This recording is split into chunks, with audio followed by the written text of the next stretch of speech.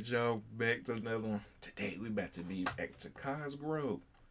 After wearing big instances you never thought you'd see. Before we get into the video, make sure you hit the subscribe. Go and check it out. After a player spends a certain amount of time in the league, us fans pick up on things and learn about their habits. You know, like how they play and carry themselves on the court. We pretty much know what to expect from them. However, every once in a while, out of nowhere, they randomly throw us a little curveball and deviate away from their normal behavior. We're about to take a look at some out of character moments, actions that would be considered rare for that specific player, whether it has to do with their appearance or just simply on the court moments. Enjoy the video.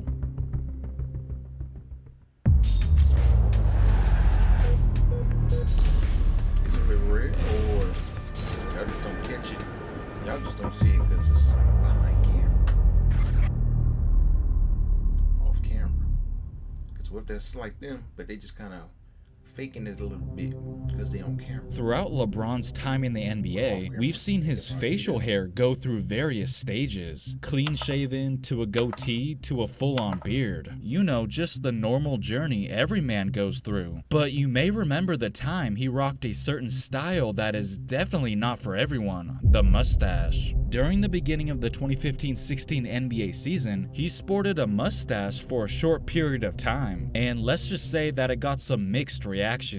One comment said LeBron should rock the mustache all the time. However, the TNT crew, specifically Charles Barkley, wasn't really feeling it. The crew was set to talk about the Cavs-Bucks game that took place earlier that night, but they didn't really talk much about the actual game. It seemed like they were too distracted by LeBron's mustache more than anything. I'm just saying.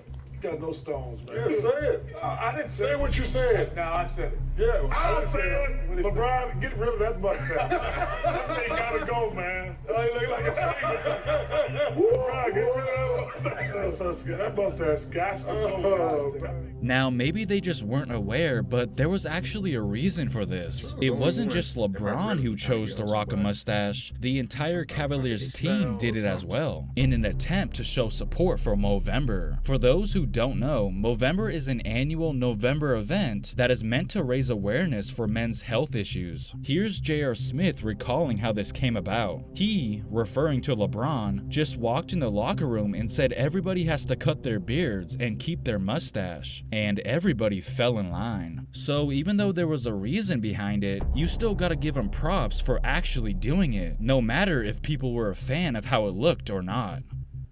Now, this next one was an out-of-character moment for LeBron in terms of within the game. Did you know that it took damn near 15 years for LeBron to get ejected? He thought he was fouled. He's going to get a tech. And he's out of here! LeBron James has just been ejected. That's the first ejection of LeBron James' career. You heard that correctly. That was the very first time he ever got thrown out of a game. All it took was well over 1,000 games and into his second stint with the Cavaliers to get it done. I would say that qualifies as out of character. The only other time he was forced to hit the showers early was recently when he got into that altercation with Isaiah Stewart. There's then a flagrant foul penalty 2, resulting in the ejection of LeBron James. The most important thing is that LeBron James has been ejected. It's no secret that the Lakers and Celtics just might be the most intense rivalry in the history of sports. But for one night, all of that bad blood went straight out the window. In 1984, the Lakers were visiting the Boston Garden for a regular season game when Kareem Abdul-Jabbar became the all-time field goals leader. Kareem Abdul-Jabbar has just become, ladies and gentlemen, the all-time field goal champion of the NBA passing wilt. Listen to this. They're announcing it on the PA system right now. 12,682 field goals. Now, let me ask you something. Do you guys hear anything strange? Look at Kareem. He's really happy. Get the camera on Kareem. Both fists in the air. That's right, what you just heard were the cheers of the Boston Celtics fans, directed towards a Los Angeles Laker. It's crazy that Kareem just so happened to break that record in the Boston Garden of all places. The fans could have easily decided to just not even acknowledge or even boo his achievement, and nobody would have even batted an eye. But no, surprisingly, they gave him a huge standing ovation. I mean, it's one thing to cheer for a former Laker like Shaq when they're actually a member of the Celtics, but to applaud a player while he's still on the Lakers is pretty unusual considering he wasn't even retiring or anything like that. Don't get me wrong, this is certainly a beautiful moment, one that I'm sure nobody ever thought would happen. The other time the Celtics fan base essentially broke character was when Kobe played his final game in Boston during his farewell tour, which was understandable, of course. Now, I'm curious to see if Boston fans will do the same thing for LeBron when he inevitably breaks Kareem's all-time scoring record, which it looks like he'll probably be in a Laker uniform when he does it. Obviously, it's not a guarantee that he'll even be in Boston when he breaks that record. All I'm saying is it'll be interesting to see how Celtics fans handle it if he were to break it in their building. Who knows after what he just recently said about them. Why do you hate Boston? Because they racist. That's why. Moving on from one Laker to another, I recently came across a video titled Kobe Bryant The Headband Game, and I instantly wanted to click on it because I was like, wait, what would Kobe look like in a headband? And if you thought the same thing, well then here you go. Kobe's got a headband on. They look good. Boy, they look different in those uniforms. Now to Fisher, over to Kobe, a 22 jumper, 2 points. Now, this wasn't just any game. It was also a night dedicated to honoring the championships that were won in Minneapolis as well, which would explain the uniforms they were wearing. Believe it or not, that wasn't the only time Kobe wore a headband. Did you know that he was also seen wearing one against the Blazers back in the day? You might be saying, who cares? But hey, the title does say rare, so why not take a look at it? That is not a good sign, but he is able to continue, fortunately for Los Angeles. Well, most of the bitterness is been experienced by the Portland Trail Blazers. They've had their heart broken so many times. Speaking of the Blazers, Damian Lillard also mixed it up a little bit one time. I vividly remember getting ready to watch this game between the Blazers and Heat a little over a year ago, and right before the game tipped off, I couldn't really find Lillard anywhere. I was like, wait, is he not playing this game? But then I realized that he was uncharacteristically wearing a headband. I guess I wasn't really used to seeing him sport a headband. At first, I thought that it must have just been a spur-of-the-moment decision, but it turns out that it wasn't as random after all. It was actually Lillard's way of honoring one of his closest friends and former teammate Tim Frazier for getting a 10-day contract with the Memphis Grizzlies at the time. One of the more interesting aspects of this topic is when players step out of their comfort zone and do something that is totally different from the way they usually play. Like when players who you'd least expect to get up there do so in spectacular fashion. Perimeter.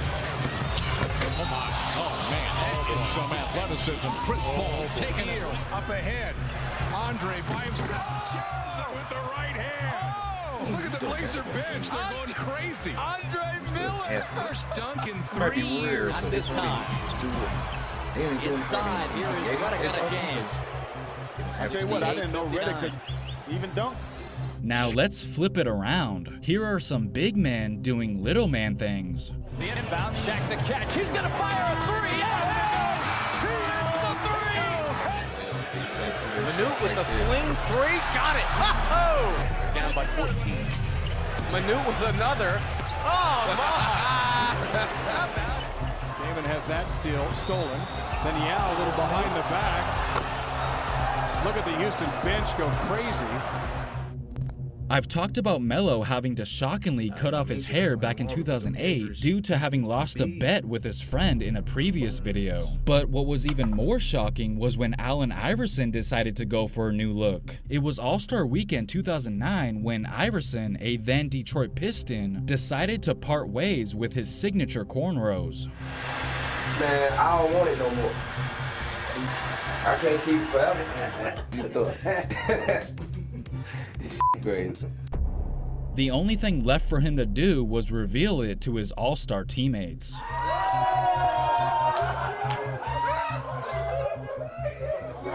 He went back to his young days. Son, I ain't never. He got one grade. So you I've noticed that no one seems to ever really talk about this particular version of Dwayne Wade, but Bald D. Wade was on a different level. During the 2008 Summer Olympics, he dominated with this new hairdo, or lack thereof, as he led Team USA in scoring, which was no easy feat considering Carmelo, LeBron, and Kobe were also on the team. He kinda looked like MJ out there. No, literally, with the same number and everything. Here he is explaining why he decided to go bald. Quote, "I've gone bald for the simple fact that I'm focused solely on basketball. I'm not concerning myself with waking up in the morning, brushing my hair, trying to look pretty. I'm really focused on playing and bringing home the gold. Also, in China, I'm not letting anybody cut my hair. If you're not my barber, it's not happening." Also, it looks like Kevin Durant took a page out of his book for the 2012 London Olympics, going with the bald look as well. Alright guys, so let me know some other times where you noticed a player go out of character for a second. Make sure to comment down below and don't forget to like and subscribe. He look bald though. I can swear he had like a fade. Hey, make sure y'all like and subscribe, and I'll see y'all today, boy.